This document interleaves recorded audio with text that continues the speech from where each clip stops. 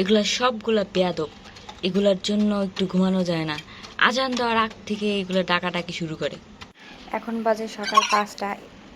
আরও 2 ঘন্টা আগে থেকে ওরা ডাকাটাকি শুরু করছে। ভেবেছিলাম মুরগি হবে, এগুলোকে ব্যালকনিতে রেখে প্রতিদিন ডিম খাবো, কিন্তু ওরা এখানে থাকার যোগ্যই না। বেয়াদব।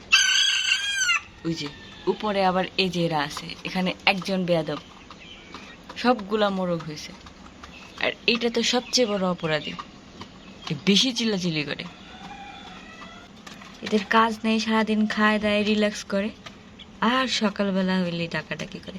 সকাল হওয়ার আগে, রাত্রেবেলাও ডাকে, যখন মন চায় তখন ডাকে। বিরক্ত হয়ে এখন উঠে বসে আছি, কারা কারা ডাকছে দেখার জন্য। এখন থেকে সবগুলোই ডাকে। 7টা মুরগি আছে, এখান থেকে 6টাই মোরগ, একটা শুধু মুরগি। আর একবার শুরু হলে আর থামে না, একজনে তাকে দেখে আরেকজন বিরিয়ানি শুরু খাওয়ার করে। বয়স হয় না এদের দিয়ে, তাহলে সবগুলোকে এক একটা ধরে ধরে বিরিয়ানি খেতাম। ওদের আজকে একটা ব্যবস্থা করা হবে। অনেক হয়েছে ওদের অত্যাচার। কারা কারা ব্যালকনিতে মুরগি পালেন অবশ্যই কমেন্ট করে জানাবেন, আর আপনাদের অনুভূতিগুলো অবশ্যই শেয়ার করবেন। আমরা এই মুরগিগুলো 30 টাকা পিস কিনেছিলাম।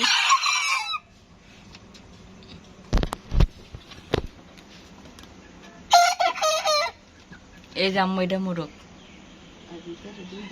ওই যে ওইটা, ওই পাশের প্রমাণ আছে আমার কাছে, হাতে নাতে প্রমাণ। দেখো, এই দেখো, এই যে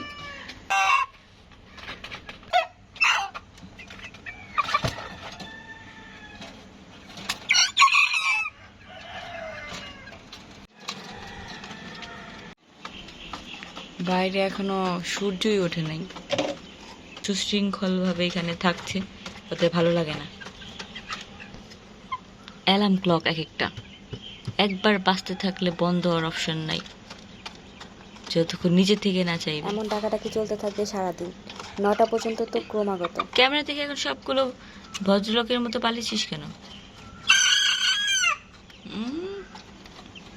এই যে এটা বেশি অসভ্য, এটা ডাকতেই থাকে, ওরে আলাদা করে রাখা আছে। 3 তলা ঘর ছিল, রিল্যাক্সে থাকার একটা অপশন ছিল, সব ভাড়া ভিতরে আজকে।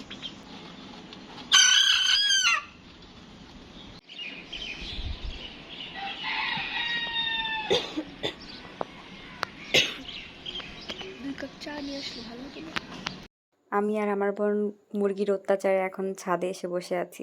আর এখানে এসে দেখি যে আরও বেশি মুরগির শব্দ, চারপাশে শুধু মোরগ ডাকছে আর ডাকছে। তো এখন আমরা এটা কি উপভোগ করছি।